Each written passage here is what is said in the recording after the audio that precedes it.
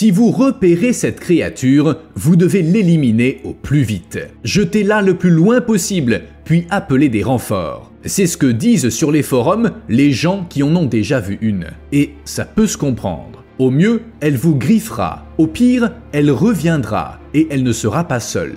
Elle est incroyablement dangereuse et elle peut causer de terribles ravages. Mais c'est loin d'être la seule espèce dans ce cas. Le gouvernement est prêt à payer les gens pour qu'ils éliminent ces animaux. Dans l'Idaho, tuer un loup peut rapporter près de 1900 €. Mais c'est pas pour les chasseurs en herbe, ce travail est réservé aux professionnels. Mais prenons les choses dans l'ordre.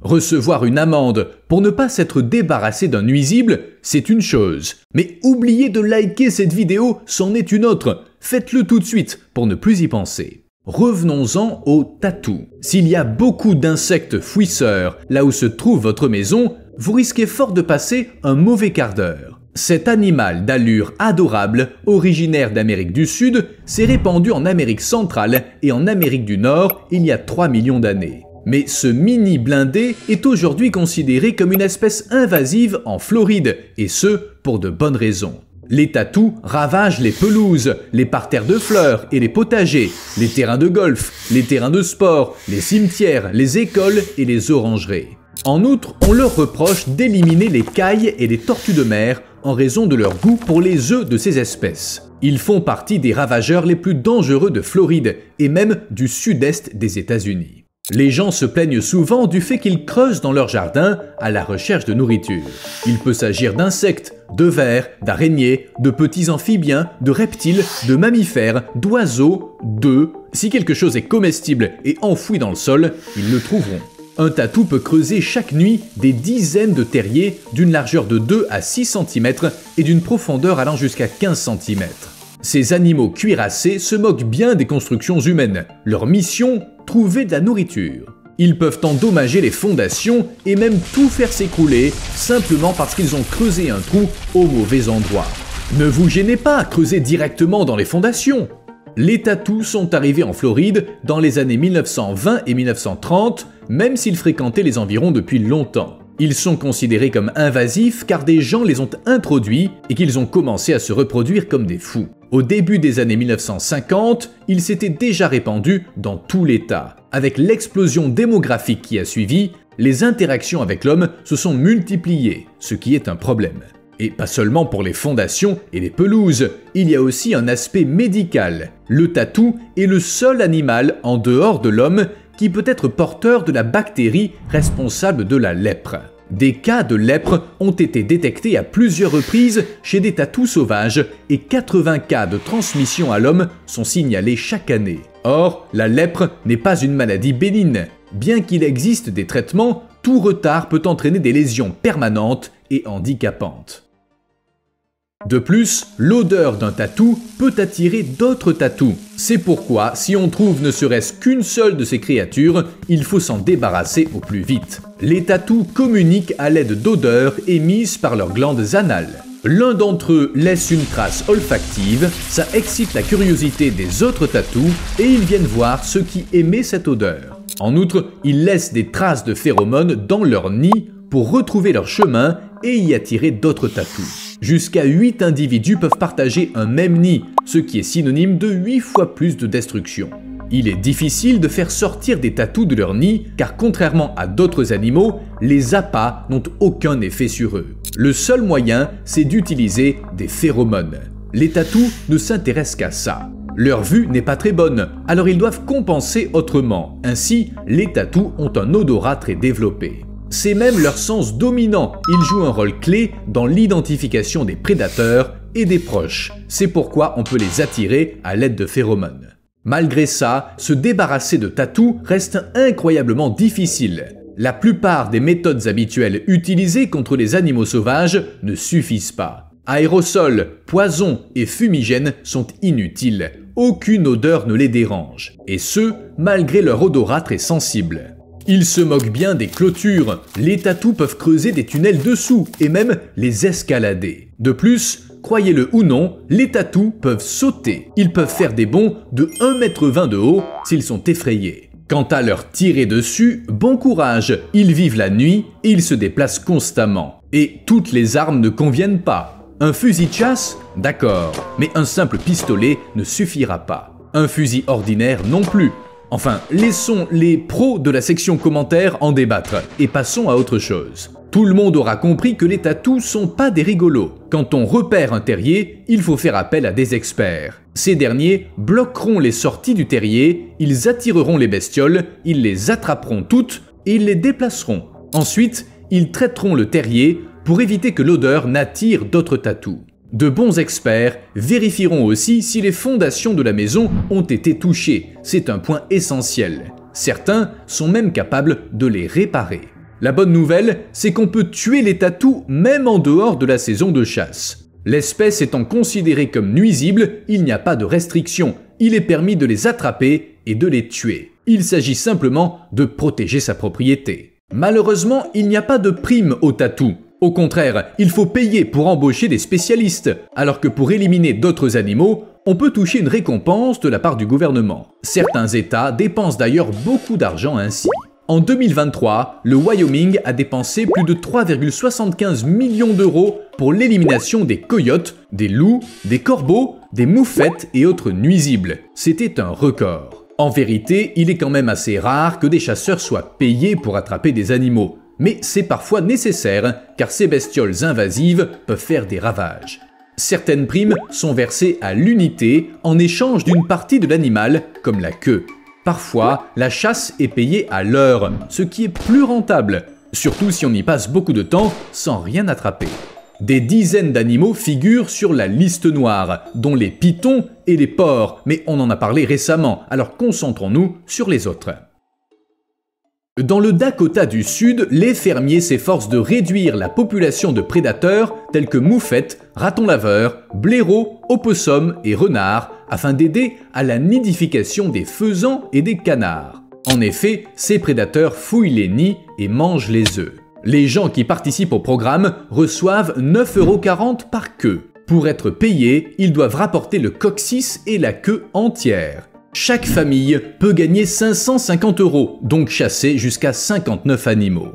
Ce programme existe depuis plusieurs années. Tout a commencé en 2019 et depuis, plus de 15 000 animaux sont morts. Le gouvernement a donc versé plus de 140 000 €, une somme considérable. Lancé en 2023 et devant se poursuivre jusqu'en 2026, le programme actuel a entraîné la mort de plus de 240 000 animaux au cours des 5 dernières années. Pourtant, rien ne permet d'affirmer que tout ça a bien permis une augmentation du nombre de faisans. Il faut dire que ces opérations ont lieu pendant leur période de nidification, au printemps. Les ragondins sont une menace pour l'homme et l'environnement, et ils nous ont pris par surprise. En avril 2018, en Louisiane, 646 hectares de zones humides ont été affectés. Et nos chances de restaurer les marais, ou du moins de ralentir leur dégradation, sont minimes si on ne réduit pas leur impact. C'est pourquoi un programme de contrôle a été mis en place dès 2002. Son objectif est d'éliminer 400 000 ragondins par saison afin de réduire les dégâts. De novembre à mars, l'État est prêt à payer une prime de 5,60 € par queue. C'est pas grand chose, mais le montant a augmenté en 2019, où il était de 4,70 €. En effet, le nombre de prises avait chuté d'environ 38% et il fallait relancer la machine. Bien qu'il ait plus de 20 ans, le programme est toujours d'actualité. Les meilleurs chasseurs gagnent beaucoup d'argent ainsi, des milliers d'euros. Tout a commencé dans les années 1930 avec l'introduction de cette espèce invasive. Les ragondins ont été introduits afin d'être élevés pour leur fourrure, mais certains se sont échappés et d'autres ont été relâchés lorsque l'industrie s'est effondrée. Ils ont alors commencé à dévorer les plantes des marais, en particulier leurs racines, ce qui a rendu difficile la reprise de la végétation. Un ragondin peut manger chaque jour le quart de son propre poids en végétaux. Sans racines, le sol autour des plantes s'érode plus rapidement, transformant les marais en lacs. Depuis 2000, les ragondins ont ainsi détruit plus de 10 360 hectares de marais. C'est pourquoi on cherche à les éliminer. Au cours de la saison 2018-2019, 240 personnes ont participé à leur élimination, récoltant 223 000 queues pour un montant total de plus d'1 million d'euros. Le meilleur chasseur a empoché 51 700 €, mais l'objectif de 400 000 queues n'a été atteint qu'une seule fois lors de la saison 2009-2010. Malgré les efforts déployés, les ragondins se portent bien. Mais les scientifiques affirment que sans ce programme, le littoral serait encore plus mal en point. Le castor fait lui aussi des ravages, mais d'une autre manière. Les gens n'aiment pas les castors à cause de leurs barrages. C'est pourquoi différents États mettent en place des programmes pour réduire leur population. La valeur moyenne d'un castor est de 18,80 €, mais ça dépend des régions. En 2019, en Louisiane, on offrait aux chasseurs 33 € par queue de castor. L'Arkansas, quant à lui, n'accordait que 9,40 €. Tout ça parce que les castors représentent une menace pour la sécurité. Leurs barrages mettent en péril des infrastructures de transport d'une valeur de plusieurs millions d'euros et ils peuvent causer des dégâts aux ressources forestières. Mais comme souvent avec les nuisibles, on ne peut pas s'en débarrasser complètement. On peut seulement ralentir leur reproduction et leur propagation. Si on ne le faisait pas, ils pourraient causer beaucoup de dégâts aux terres agricoles en les inondant. Sans le vouloir, bien sûr, aucun des animaux que l'on chasse ne fait de mal à l'homme par méchanceté. La construction de barrages entraîne des inondations qui emportent les routes, détruisent les fosses septiques et abîment les arbres. Même les jardins et arbres d'ornement situés à proximité de lacs, d'étangs ou de cours d'eau peuvent être touchés. De plus, l'activité des castors constitue une menace pour les rivières à truites en raison de l'augmentation des précipitations, de la température de l'eau et de l'acidité. On pourrait croire que les castors ne causent que des problèmes, mais c'est pas si simple, on a fait une vidéo à ce sujet. Il en va de même pour les loups.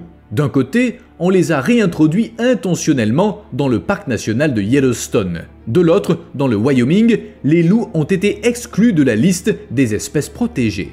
Depuis 2017, le ministère de la Chasse et de la Pêche autorise la chasse aux loups tout au long de l'année sur 85% du territoire. Le 1er juillet 2021, l'Idaho a adopté une loi visant à réduire la population de loups de 90% en offrant 1 880 € pour chaque loup abattu.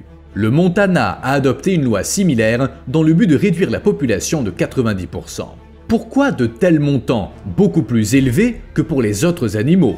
Tout d'abord, les loups sont dangereux. Ensuite, il n'est pas facile de les chasser, il faut du temps et de l'argent. Un chasseur peut installer 70 pièges dans une zone donnée, chacun coûtant près de 100 €, et il doit les vérifier tous les 3 jours.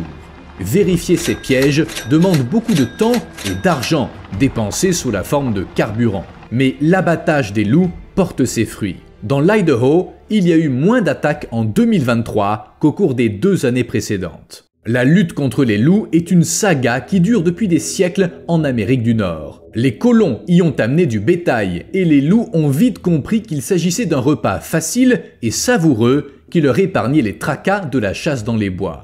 Afin de protéger le bétail, le gouvernement et les propriétaires de ranch ont lancé des campagnes d'extermination des loups. Le système de primes, qui a débuté au 19e siècle, s'est poursuivi jusqu'en 1965. On offrait de 18,80 € à 47 € par loup. Au milieu du XXe siècle, ces programmes gouvernementaux avaient permis d'éliminer la quasi-totalité des loups dans 48 États. Puis, à la fin des années 60, ces programmes ont pris fin. Et en 1973, le Congrès a placé le loup sur la liste des espèces protégées. Depuis, la population a lentement augmenté et il semble qu'il y ait à nouveau trop de loups. Certains pensent que la présence d'un trop grand nombre de loups pourrait affecter les populations de cerfs et d'élands. Mais c'est pas vraiment à la nature qu'ils pensent. En effet, les permis de chasse aux cerfs et à l'élan rapportent beaucoup d'argent aux États. Si le nombre de ces animaux diminue, il y aura moins de chasseurs et donc moins de rentrées d'argent. Quant au second argument, il ne date pas d'hier. Beaucoup de gens affirment que les loups chassent le bétail. Cependant, cette affirmation est très controversée et il n'existe pas de preuves solides pour l'étayer. Les coyotes, cousins des loups, ne sont pas non plus très appréciés de l'homme.